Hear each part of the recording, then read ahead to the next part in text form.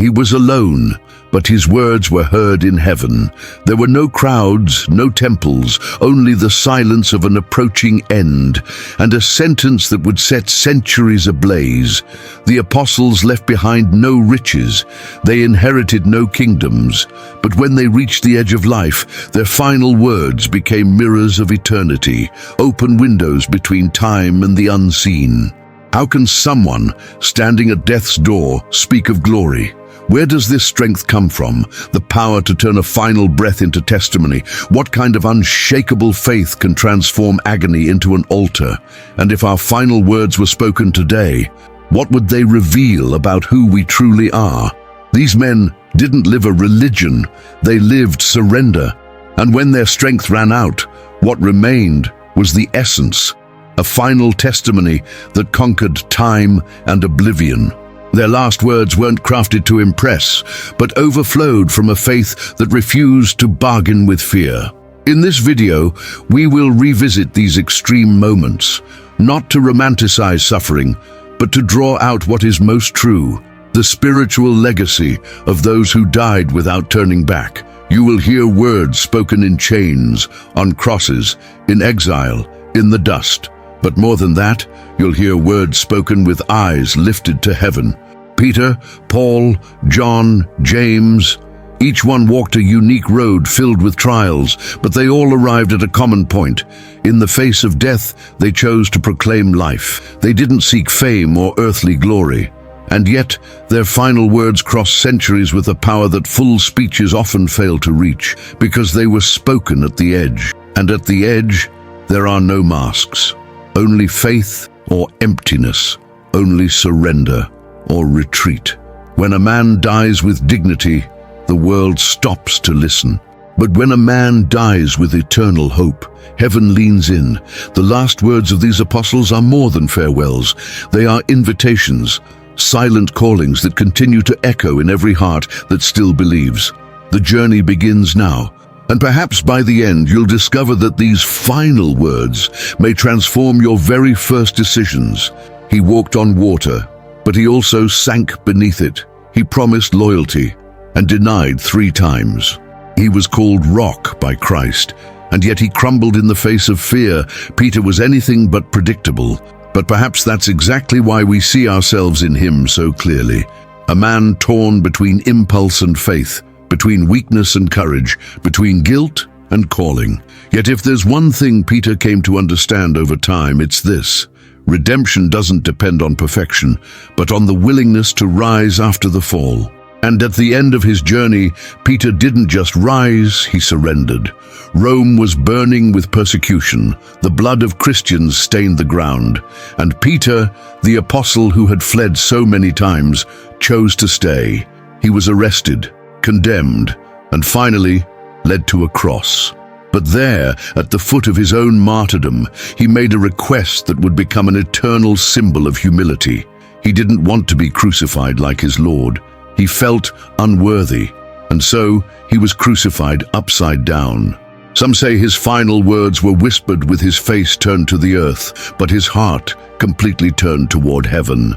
"Glory to the Lord who saved me, even when I denied him." There's no pride in that. There's redemption.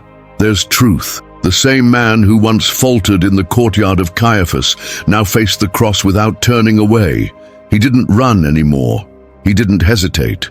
His once shaken faith, now forged in the fire of life, had become a final testimony that still echoes today like a thunderclap of spiritual courage. This Peter, who once tried to stop Jesus from going to his death, now embraced the same cross, not as a hero, but as a servant. The fear that silenced him before a servant girl was conquered by a surrender that made him eternal. The silence of denial was replaced by a humble plea: "Let me die differently, for I am not worthy to die like him." And in his upside-down crucifixion, Peter revealed what it truly means to follow to the end, not to seek honor, but to reflect humility, not to seek salvation for oneself, but to mirror the glory of Christ. That crooked cross became a straight symbol of faith. Whoever humbles himself shall be exalted, and whoever loses his life for the sake of the gospel loses nothing at all. If this story is stirring something in your heart, leave a like, share, and subscribe to the channel now. That's how truth keeps reaching hearts the world tried to silence. Peter was buried, but his surrender lives on. His decision not to run from the end, but to embrace it with eternal hope, opened a path for millions. There are no recorded speeches, no lengthy texts attributed to his final days, but the silence of the upside-down cross speaks louder than human words ever could. And maybe that's the mystery. The most powerful last words are the ones the world cannot erase.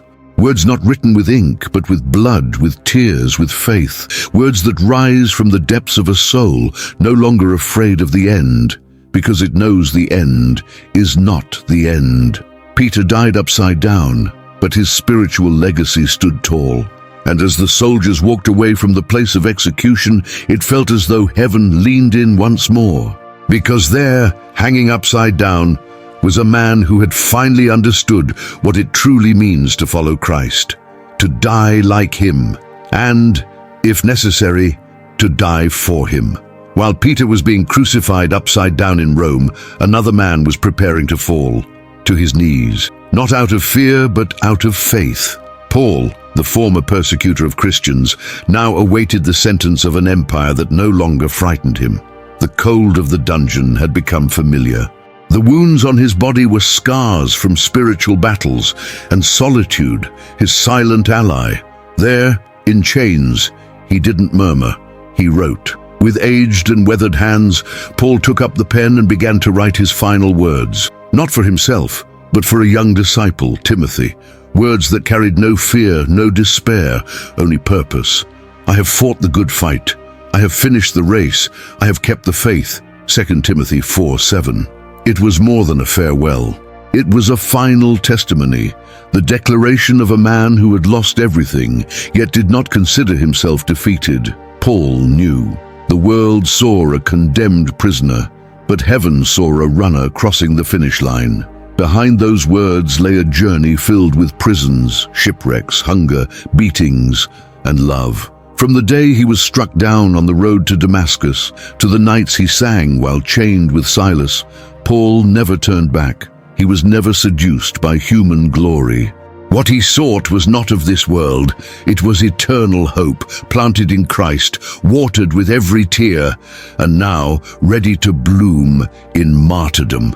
Rome was preparing to silence yet another voice, but it didn't know this voice would travel through centuries. That the letters written in damp prison cells would shape the faith of millions, that Paul's pen would be sharper than any sword.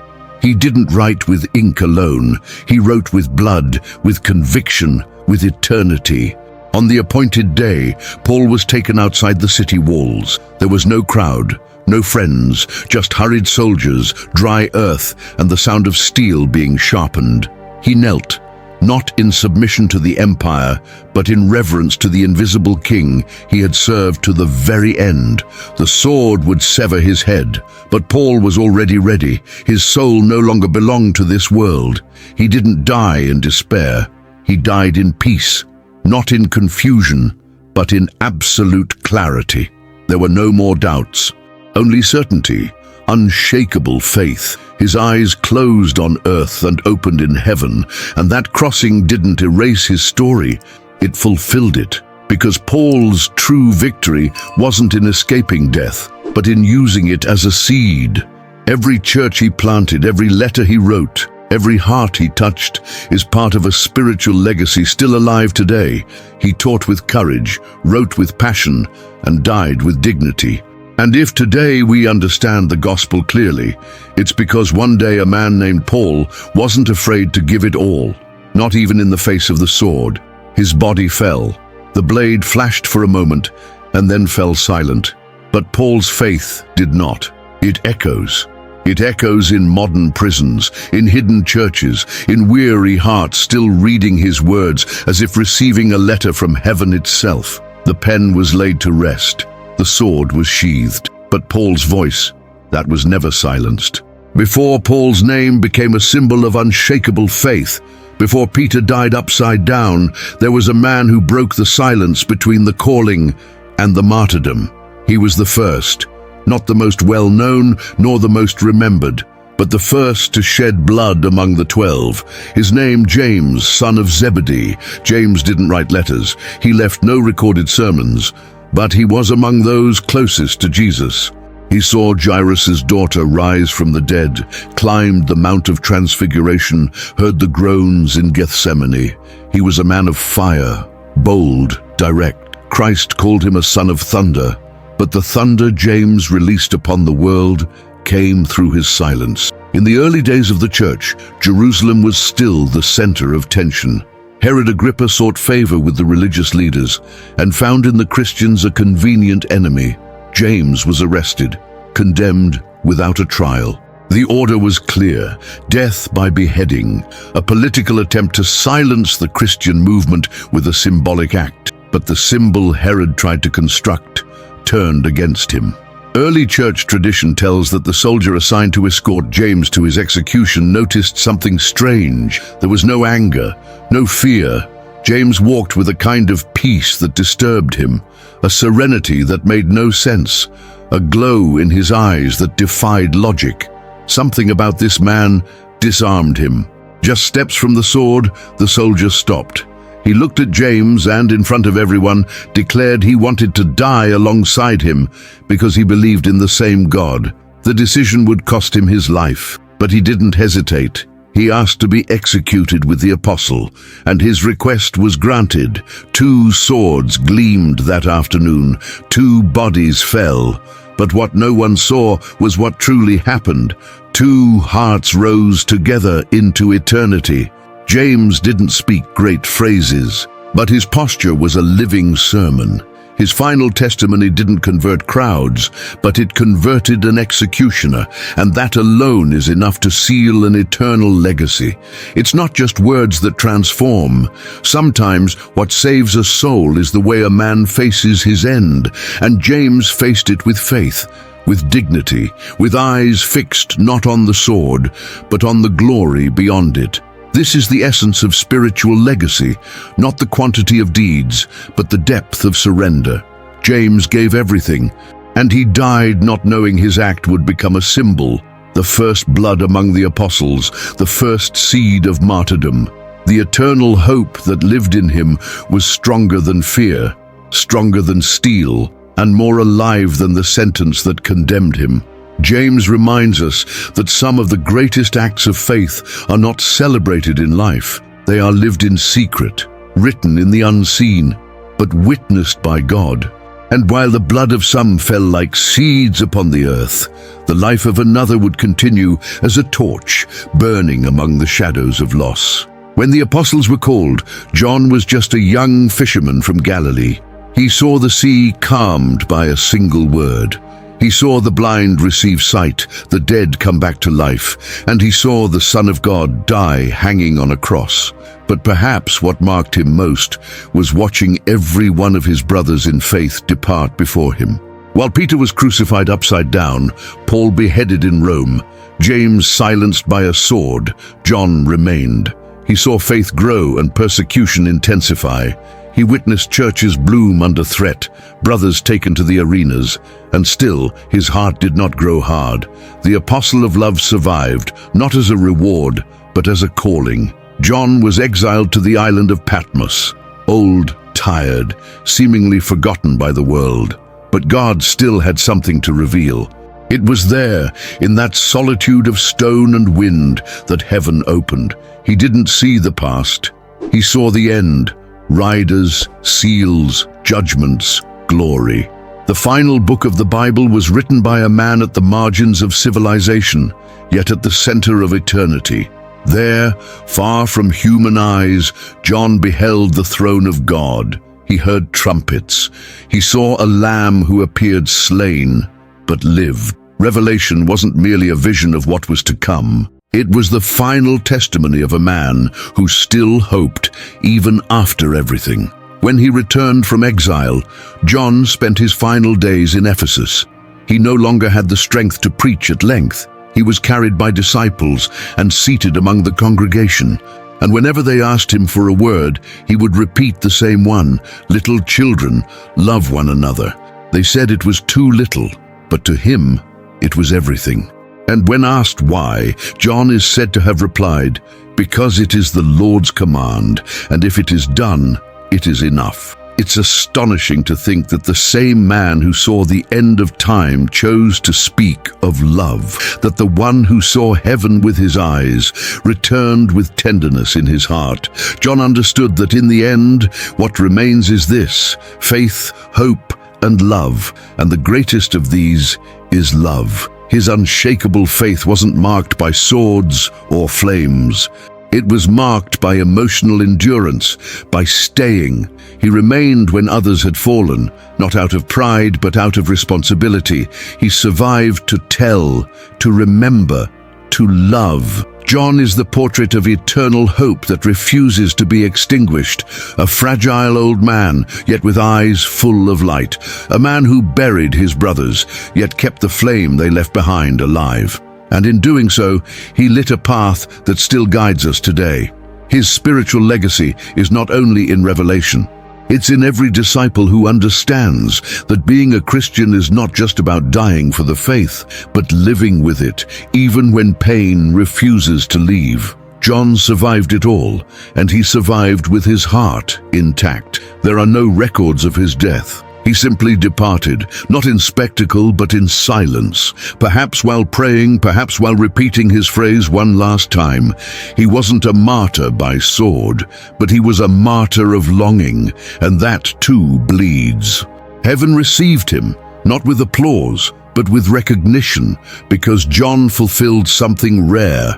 He was the last light of a generation that gave everything, and even alone, he remained standing. They didn't write letters that shaped doctrine. They didn't stand out in the great biblical narratives. Their names are less remembered, their stories almost always whispered.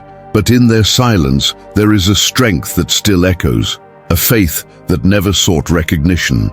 It simply lived and died with truth. Andrew, Peter's brother, was the first to follow Jesus, the first to recognize him, the first to believe. He never sought the spotlight. His role was always to lead others to Christ.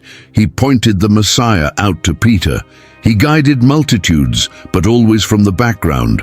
And in the end, he died as he lived, with humility and courage. According to tradition, he was tied, not nailed, to an X-shaped cross. They wanted to prolong his suffering. But Andrew turned torment into preaching. He hung there for 2 days, his body wounded, his voice steady, calling the people to repentance. His cross became a pulpit, his death became a final testimony.